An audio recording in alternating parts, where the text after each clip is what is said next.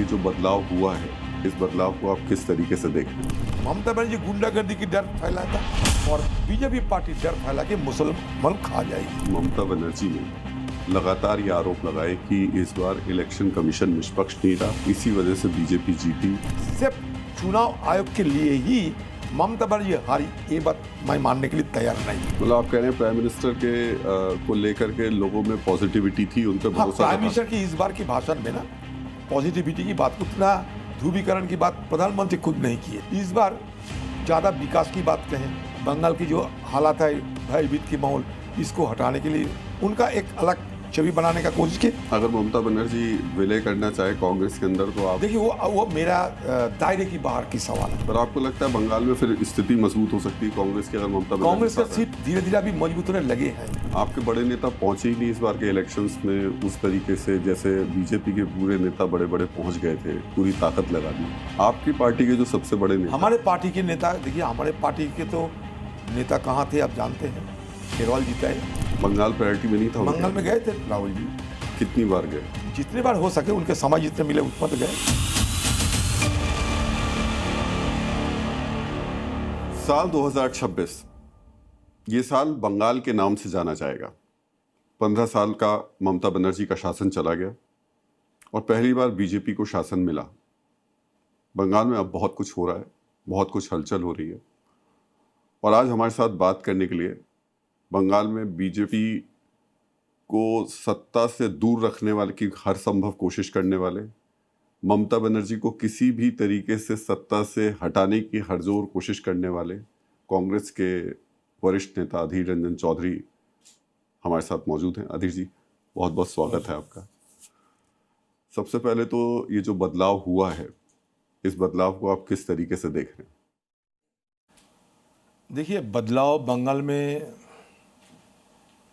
ज़रूर हुआ है और बंगाल के एक बड़े वर्ग के लोग ये चाहते थे कि बंगाल में बदलाव हो। पिछले 15 साल में शुरुआती दौर की 2-4 साल बाहर रखते हुए अगर आप देखें तो धीरे धीरे बंगाल के जो सत्तारूढ़ पार्टी थे, सत्तारूढ़ पार्टी की काम काज को लेकर आम लोगों की अंदर आक्रोश धीरे धीरे बढ़ना शुरू हो गए थे।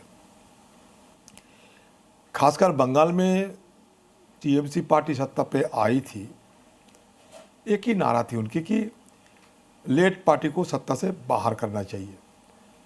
कांग्रेस पार्टी को बंगाल में नास्ता नाबूद करने के लिए, नामो निशान मिटाने के लिए ममता बनर्जी की पार्टी और ममता बनर्जी खुद कोई कसर नहीं छोड़ी। धीरे धीरे हम लोग कमजोर होते गए और वो खाली जगह, खाली मैदान जो कांग्रेस पार्टी ख़त्म होते हुए, कमज़ोर होते हुए और लेट पार्टी कमज़ोर होते हुए बनी हुई थी, उसी खाली जो ज़मीन, उस ज़मीन में धीरे धीरे बीजेपी पार्टी अपना पैर जमाना शुरू कर दिया। कभी गठबंधन भी उनसे साथ किए थे ममता बनर्जी, एक साथ चुनाव भी लड़ी थी, चुनावी गठबंधन हुई थी, सत्ता पे रही अटल बिहारी वाजपेयी के साथ। तो ममता बनर्जी की ये लगे कि बीजेपी पार्टी उनके लिए कोई खतरा नहीं बन पाएंगे, क्योंकि बीजेपी पार्टी उनका ही भरोसा में चल रहा है। ममता बनर्जी ही बीजेपी पार्टी की बैसाखी। शुरू में आप ये कह रहे हैं कि ममता बनर्जी बीजेपी के साथ मिलकर के काम कर रही थी वहां पे? हाँ, उस समय तो किए थे ना, एक साथ चुनावी गठबंधन किए थे, चुनाव लड़े थे, बीजेपी पार्टी को जिताने की कोशिश की थी। बीजेपी पार्टी की सरकार में मंत्री भी रही थी वो, एक बार नहीं, आप सब जानते हैं अटल बिहारी वाजपेयी के साथ उनका अच्छा संपर्क भी थी। ममता बनर्जी को ये लगे कि बंगाल में अगर उनके खिलाफ कोई मुख्य भूमिका अपना ना सके तो वो कांग्रेस और लेट पार्टी, तो किसी हालत में कांग्रेस और लेट पार्टी को बंगाल की ज़मीन से उखाड़ के फेंक देना चाहिए, क्योंकि उनके लिए सामने और कोई विरोध, कोई मुसीबत ना खड़ा हो। क्योंकि ममता बनर्जी की एक सोच ये था कि सारे मुसलमान बंगाल के, वो तो उनका कैप्टिव वोट बैंक बन गए, सारे मुसलमान सारे ममता बनर्जी को वोट डाले, क्योंकि उनका और कोई उपाय नहीं है। मजबूरन उनको ममता बनर्जी को सपोर्ट करना पड़ेगी, क्योंकि मुसलमान बीजेपी को डरते हैं। और ममता बनर्जी जब चुनाव में उतारते तो मान लीजिए 28 से 30% अपना जेब में रखकर ही चुनाव में वो आगे निकलते। और यहाँ तक कि बंगाल के लोग तो कभी सांप्रदायिक ध्रुवीकरण की राजनीति नहीं किए, तो निश्चित रही कि एक तरफ मुसलमान वोट बैंक, दूसरी तरफ रेबड़ी बांटना, तीसरी तरफ जहाँ जहाँ जरूरत पड़े गुंडागर्दी कर देना, चौथा सारे प्रशासन को अपने पक्ष रखना और आगे चलते रहना। दादा, अगर ऐसी स्थिति थी, आप कह रहे हैं कि इतना सब कुछ उनके हाथ में रहता था, पंचायत चुनाव में उन्होंने अपने हिसाब से करवा लिए, बाकी स्टेट इलेक्शंस पे भी उनकी मशीनरी थी, इस बार क्या हुआ? इस बार क्यों नहीं कर पाई वो ऐसा? धीरे धीरे सत्ता पे रहते हुए उनकी शासन में भ्रष्टाचार बनने लगे। भ्रष्टाचार, गुंडागर्दी, माफिया राज, काटमानी राज और प्रशासन, मान लीजिए चपलूसी ही उनका प्रशासन की एक ही काम थी। डराना, भड़काना, पीटना, मारना, फजूल मामला दर्ज करके जेल में सड़ने के लिए भेज देना, जो जो करना चाहिए। तो इसके चलते धीरे धीरे धीरे धीरे बंगाल के लोगों के अंदर एक आक्रोश पैदा होने लगा, क्योंकि बेरोजगार बढ़ते गए, सारे बंगाल प्रवासी मजदूरों की ठिकाना बनते गए। बीजेपी पार्टी बड़े चतुरता के साथ ये गुस्सा को अपना पूंजी बना ली और ये दर्शाने में सक्षम रही कि बीजेपी पार्टी या तो केंद्र में है, स्वाभाविक रूप से अगर बंगाल की सत्ता पे आएगी तो ये तरीके की भयभीत की माहौल नहीं रहेगी, गुंडागर्दी बंद हो जाएगी और भ्रष्टाचार से बंगाल के लोग निजात मिलेगा। तो ये लोगों के अंदर एक भावना पैदा हो गई थी। साथ साथ हिंदुत्व की एक अंदर वाली लहर, बंगाल में जितने सारे धार्मिक प्रतिष्ठान हैं, बीजेपी पार्टी बड़े चतुरता के साथ सारे धार्मिक प्रतिष्ठानों के साथ संपर्क किए, मतलब हिंदू प्रतिष्ठानों के साथ संपर्क किए और ये साबित करने में कुछ हद तक वो सफल रही कि बंगाल में जो आज सत्ता पे है ममता बनर्जी, वो ममता बनर्जी सत्ता पे रहते हुए से मुसलमानों को अपीस किए हैं, संतुष्टिकरण की राजनीति की है। हिंदू ये मौका आ गए हैं, ये मौका को आप गंवाने ना दे, ये मौका को आप इस्तेमाल करो, नहीं तो बंगाल धीरे धीरे मुसलमानों के कब्जे में चले जाएंगे। बगल में बांग्लादेश है, बांग्लादेश में हिंदू पीड़ित हो रहे हैं, ये देखकर आप सोच समझ के चुनाव में हिस्सा लो। तो मतलब यही हुआ, एक डर, ममता बनर्जी गुंडागर्दी की डर फैलाया था और बीजेपी पार्टी डर फैला के मुसलमान खा जाएगी। दादा, आप बहुत सारी बातें बहुत खुल के बोलने के लिए जाने जाते हैं।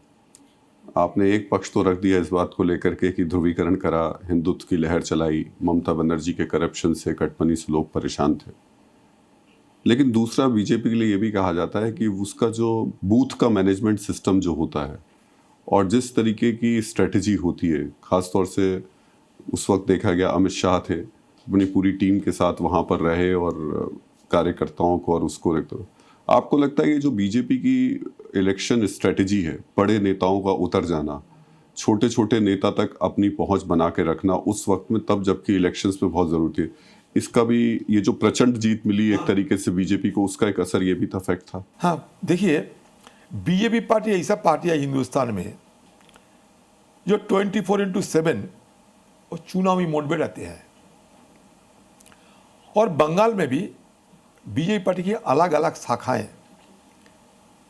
वो चुनाव को मद्देनजर बहुत पहले से ही अपना एक्टिविटी बढ़ा दिए थे, जैसे कि आरएसएस, विश्व हिंदू परिषद, जो है बंगाल में पहले कभी इतने सारे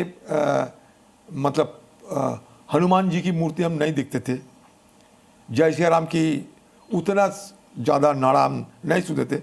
धीरे धीरे हनुमान जी के मंदिर बनाना शुरू हो गए, धीरे धीरे जय श्री राम का नारा लगना शुरू हो गए और हर कोई हिंदू की कोई भी सभा हो, चाहे कहीं कीर्तन हो, चाहे कोई भी धार्मिक कोई भी कामकाज हो, हर जगह अपने लोगों को बीजेपी पार्टी धीरे धीरे तैनात किया। लोग सोच लिया था, एक बड़े वर्ग के लोग इस बार, कि हम परिवर्तन करेंगे, और परिवर्तन करने के लिए सक्षम पार्टी जो होगा, मतलब जो कॉम्पिटेंट होगी, जो योग्यता के मानक पर उनको लगे बीजेपी के इस बार सत्ता पे लाना चाहिए। पर इतने मैंडेट के साथ जितनी सीटें बीजेपी को, हाँ, वही तो कह रहा हूँ। देखिए, वही तो कह रहा हूँ, ये बीजेपी को इस बार सत्ता पे लाना चाहिए, इसीलिए कि बंगाल में और जो पार्टियां हैं, मान लीजिए कांग्रेस है, सीपीएम पार्टी है, ये दोनों पार्टी को ममता बनर्जी को सत्ता से हटाने की कोई क्षमता नहीं है, उनका साधन भी नहीं है। हो सकता है अच्छा बात बोलते हैं, सही बात बोलते हैं, धर्मनिरपेक्ष है, सब मानते हैं, लेकिन ममता बनर्जी को हटाने के लिए उनके पास और कोई चारा नहीं बचे बगैर बीजेपी। हम लोग कर रहे हैं, लेकिन सीरियस उतना नहीं दिख पाए बंगाल के लोग। लेकिन बीजेपी पार्टी चुनाव में ममता बनर्जी को हराने के लिए उनकी सारे ताकत झोंक दिए हैं, और बीजेपी पार्टी हरा के रहेंगे, ये सोच आम लोगों के अंदर बैठ गए थे। इसलिए पहले जो डरे भयभीत होते हुए चुनाव में ममता बनर्जी के टीएमसी पार्टी को एगेंस्ट में वोट डालने का मनसा बनाते हुए भी वो नहीं डालते थे, बाद में कोई अत्याचार होगी ये डर के मारे। लेकिन इस बार मोदी जी के साथ लेकर बाकी जितने सारे आए, और खासकर मोदी जी को प्रचार में, मोदी जी को भाषण में बहुत सारे असर तो हुई, लोगों को ये लगा कि इस बार और डर नहीं रहेगा, हमें आज़ाद मिलेगी और बंगाल की अच्छा होगी। चलो इस बार बदलना जरूरी है, क्योंकि ज़्यादा हो गया बहुत कुछ, इतना गुंडागर्दी, इतना भ्रष्टाचार, अब क्या बताओ। मतलब आप कह रहे हैं प्राइम मिनिस्टर को लेकर के लोगों में पॉजिटिविटी थी, उन पे भरोसा। प्राइम मिनिस्टर की इस बार की भाषण में ना पॉजिटिविटी की बात, उतना ध्रुवीकरण की बात प्रधानमंत्री खुद नहीं की है, जो पहले करते थे हर बात में हिंदू मुसलमान। इस बार ज़्यादा विकास की बात कहें, बंगाल की जो हालात है, भयभीत की माहौल, इसको हटाने के लिए उनका एक अलग छवि बनाने का कोशिश की, और अंदर तो ध्रुवीकरण चलते ही रहते हैं। लेकिन प्रधानमंत्री जी जिस बात मुद्दे को उठाए, सही मतलब सोच करते हुए कि बंगाल में विकास की ज़रूरत है, भयभीत की माहौल से बंगाल के लोगों को मतलब मुक्ति दिलाना जरूरी है, ये बंगाल के लोगों को अंदर ये पहुंचना चाहिए, और लोग हमें भरोसा करें, ये संदेश भेजना चाहिए। तो इसलिए उनकी पार्टी की, मान लीजिए जब मोदी जी भाषण देता है, एक उनका ढंग होते हैं, उनका एक पैगाम जाते हैं, जब अमित शाह भाषण देता है दूसरा पैगाम जाते हैं, और जगह जगह चुनते बड़े स्ट्रैटेजिक कायदे से ये सारा किए है। तो बीजेपी पार्टी इसमें माहिर है, कहना ही पड़ेगा हमें। बीजेपी पार्टी चुनाव में वो लोग बहुत सारे रिसर्च करते हैं, चुनाव प्रचार प्रसार में उनका हर वक्त वो इलेक्शन मोड में रहते हैं। एक चीज़ मैं आपसे ज़रूर पूछूंगा, पहली बात तो ये कि मोदी जी की गाहे बगाए कभी कभी आप तारीफ कर देते हैं, इस इलेक्शन में भी आप कह रहे हैं कि सही सोच के साथ चले थे और उस सोच को लोगों ने एक्सेप्ट किया। मोदी जी के गाहे बगाए तारीफ नहीं, जो मोदी जी की डायरेक्शन बदल चुके थे इस बार प्रचार में, भाषण में उनका डायरेक्शन थोड़ा बदल गए थे। इस बार मोदी जी की जुबान में, इस बार भाषण में, इस बार थोड़ा नरमी दिखाई, उस तरीके की ध्रुवीकरण सीधे तौर पे वो नहीं कही। इसका मतलब ये नहीं मैं गाए बगाए मोदी जी की भाई प्रशंसा करता हूँ, सराहना करते हैं, मैं उनके स्ट्रैटेजी की बदलाव की बात करते हैं दादा। लेकिन यहाँ एक दूसरा पक्ष ये भी है कि ममता बनर्जी ने लगातार ये आरोप लगाए कि इस बार इलेक्शन कमीशन निष्पक्ष नहीं रहा, इलेक्शन कमीशन निष्पक्ष नहीं था, इसी वजह से बीजेपी जीती, बीजेपी को इलेक्शन कमीशन ने फायदा पहुंचाया, इस तरीके के आरोप भी ममता बनर्जी। देखिए, ये तो जरूर है, कुछ ये तो जरूर है। मैं सिर्फ ये कह रहा था, मेरा डिस्ट्रिक्ट की बात करो आप, आज तक मेरा डिस्ट्रिक्ट में अभी भी 7 लाख से ज़्यादा लोग इलेक्टोरल लिस्ट से बाहर है, लेकिन सिर्फ चुनाव आयोग के लिए ही ममता बनर्जी हारी, ये बात मैं मानने के लिए तैयार नहीं हूँ, बिल्कुल तैयार नहीं हूँ। ममता बनर्जी हारी उनकी सरकार की खामियां से, उनकी सरकार 15 साल में बंगाल के लोगों के खिलाफ जिस तरीके से दमन पीड़न किए, भ्रष्टाचार किए, उनके खिलाफ मतदान किए लोग। सिर्फ उसके लिए ही ममता बनर्जी हारी, ये मैं मानने के लिए तैयार नहीं। लेकिन ये भी मैं मानता हूं कि चुनाव आयोग जरूरत से ज़्यादा बंगाल में हस्तक्षेप किए किसी के इशारे पे, और इशारे दिल्ली का ही होगा।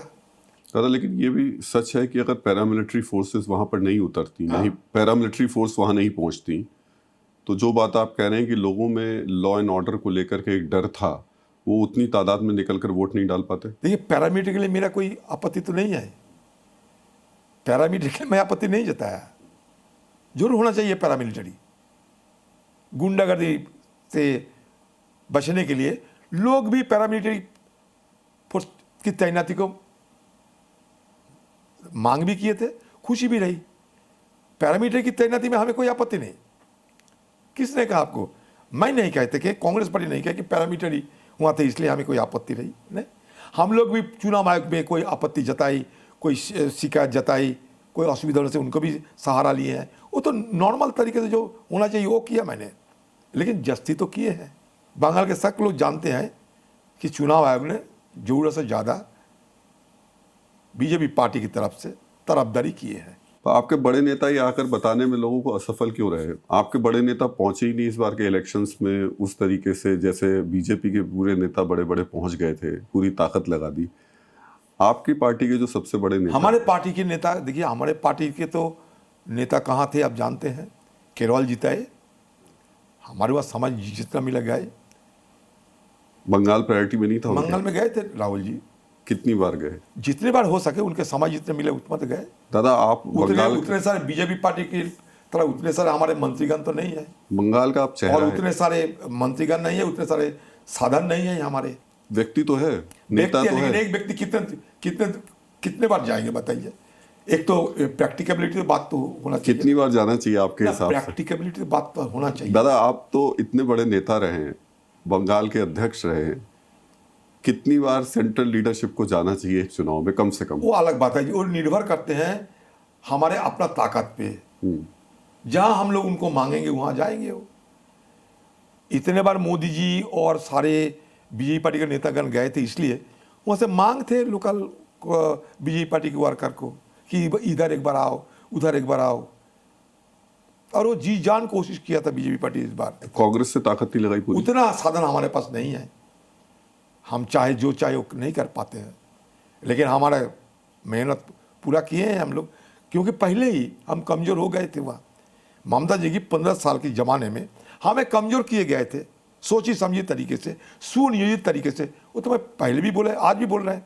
और हमें सुनियोजित तरीके से कमज़ोर करने की सुविधा बीजेपी पार्टी को मिले। दादा, फिर कंफ्यूजन क्यों है कांग्रेस के अंदर? आप कह रहे हैं इस बात को लेकर के कि तृणमूल कांग्रेस ने, ममता बनर्जी ने आपको कमजोर किया, आपके खिलाफ कॉन्स्पिरेसी की, तो फिर इस नतीजों के बाद में क्यों ममता बनर्जी आपकी टॉप लीडरशिप के साथ मिल गई? क्यों आपकी? क्योंकि वो कांग्रेस पार्टी का ही कभी बाई प्रोडक्ट तो थी। कांग्रेस पार्टी के साथ दूसरे पार्टी के ही फर्क होते हैं। कांग्रेस पार्टी निर्दय नहीं हो सकते, जैसे कि हमारे आज की बड़े बड़े नेतागण निर्दय होते हैं ना, हम निर्दय नहीं हो सकते। कभी हमारे पार्टी में रही, हमारे पार्टी का ही प्रोडक्ट बाई प्रोडक्ट बनी, तो फिर उनको अगर लगे कि इस बार समय खराब हो रहे हैं तो चलो कांग्रेस पार्टी के पास चले। अगर ममता बनर्जी विलय करना चाहे कांग्रेस के अंदर तो आप? देखिए, वो मेरा दायरे के बाहर कोई सवाल अगर आप पूछे तो मैं जवाब देने के लिए मैं प्रस्तुत नहीं हूँ, इसलिए ये मेरा दायरे की बाहर की सवाल है। पर आपको लगता है बंगाल में फिर स्थिति मजबूत हो सकती है कांग्रेस की अगर ममता बनर्जी? कांग्रेस का सीट धीरे धीरे अभी मजबूत होने लगे हैं, ताकत। ममता अगर साथ आ गई तो? नहीं, कांग्रेस अभी अकेला ही दम पर धीरे धीरे आगे बढ़ने की और एक मौका हमें मिले हैं, क्योंकि पहले हमें मौका नहीं मिलते थे। हमें मतलब मैन्यूवरिंग स्पेस नहीं थी हमारे लिए, लेकिन धीरे धीरे अभी हमें मैन्यूवरिंग स्पेस मिल रहे हैं। और अब मान के चलिए धीरे धीरे कांग्रेस पार्टी बंगाल में मजबूत होंगे, ये मैं बड़े दावे के साथ कह चाहता हूँ। बंगाल में कांग्रेस पार्टी अगले तारीख में मजबूत होंगे, मैं ऑन रिकॉर्ड ये कह रहा हूँ, आप देख लीजिएगा बाद में।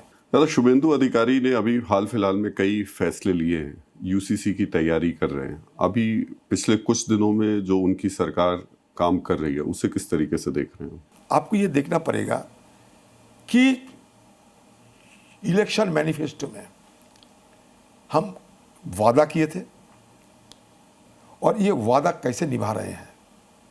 अभी हनीमून पीरियड चल रहे हैं, अभी कोई नतीजे पे पहुंचना विपक्ष होने के नाते हमें भी मुश्किल है, लेकिन फिर भी कुछ कुछ तो देखने को मिलते हैं ना कि वादा जो किए थे वो वादा नहीं निभा रहे हैं। गैर कानूनी तरीके से बनाए हैं, प्रोमोटर है, तोड़ना चाहिए, ठीक है तोड़ो, लेकिन तोड़ते समय सूबे की सरकार कहते हैं मैं किसी को नहीं बख्शाऊंगा, लेकिन तुरंत बाद जब बीजेपी के बागी टीएमसी के कुछ लोग बागी बनते जा रहे हैं तो उनके लिए तोड़ना ओड़ना सब बंद हो गए। तो तोड़ना तब तक हो रहेगी जब तक वो बीजेपी के सामने सर झुका के नहीं कहेगी कि मैं आत्मसमर्पण कर रहा हूं। अच्छा, आत्मसमर्पण करने के लिए एक बागियों की एक टीम बना दी है, एक बागियों की दल बना दी है। सारे बागी में भर्ती हो जाओ और अपना अपना जो झंझट है झंझट से मुक्ति ले जाओ। जी, मैं तो ये कहना चाह रहा हूँ कि जब से शुभेंदु अधिकारी आए, सरकार बनी बीजेपी की, तृणमूल कांग्रेस ने राज्य में जगह जगह आपके कई जो दफ्तर थे उस पर कब्जा करके रखा हुआ था पिछले कई साल से, वो वापस मिलने शुरू हो गए, आपको मिलने शुरू हो गए। लेफ्ट के कई दफ्तरों पर कब्जा किया था वो वापस मिलने शुरू, तो ये तो फायदा हुआ आपको। अरे हम तो कहते हैं ना कि जो हुआ बंगाल में उसके विरोध में तो हम थे ही, लेकिन जो उम्मीद किए थे उम्मीद के मुताबिक भी नहीं होते। ये जगह अलग अलग होते हैं। मान लीजिए मुर्शिदाबाद, जहाँ कांग्रेस की तरफ पकड़ है, वहाँ हमारे दफ्तर वापस देने में काफ़ी सरकार की ओर से, प्रशासन की तरफ से कोई सहायता नहीं मिलते, ये भी अब मान के चलिए। और जगह मतलब जहाँ उनको लगे सिलेक्टिव वे में कर रहे हैं वो। पर आपके मिले तो सही वापस ना? सिलेक्टिव, मेरा तो ऑफिस पार्टी नहीं, आपकी पार्टी के कुछ ऑफिस तो कुछ ऑफिस जरूर मिले हैं, वो हमारे पार्टी के लोग हैं, वो उनके लिए मिले हैं, लेकिन अभी भी बहुत सारे नहीं भी मिले हैं। लेकिन था जो वो है, नए तरीके से कुछ नहीं मिले हमें कि नया कोई हम कब्जा कर लिए, वो नहीं हुआ। जहाँ कब्जा हुआ बीजेपी के लिए कब्जा हुई, हमारे लिए कोई कब्जा नहीं हुई, क्योंकि सिलेक्टिव है। जहाँ उनको लगता है कि इनको थोड़ा मदद करो, मदद कर देते हैं। जहाँ उनको लगता है कि इनको थोड़ा वंचित करो, वंचित किया जाता है। ये सिलेक्टिव तरीके से होते हैं, क्योंकि बीजेपी पार्टी खुद स्ट्रेटेजी अपना तो एक चलते हैं, उनका कोई यूनिवर्सल पॉलिसी तो नहीं होते, सिलेक्टिव पॉलिसी होते हैं। बहुत बहुत धन्यवाद उन्हीं से बात करने के लिए।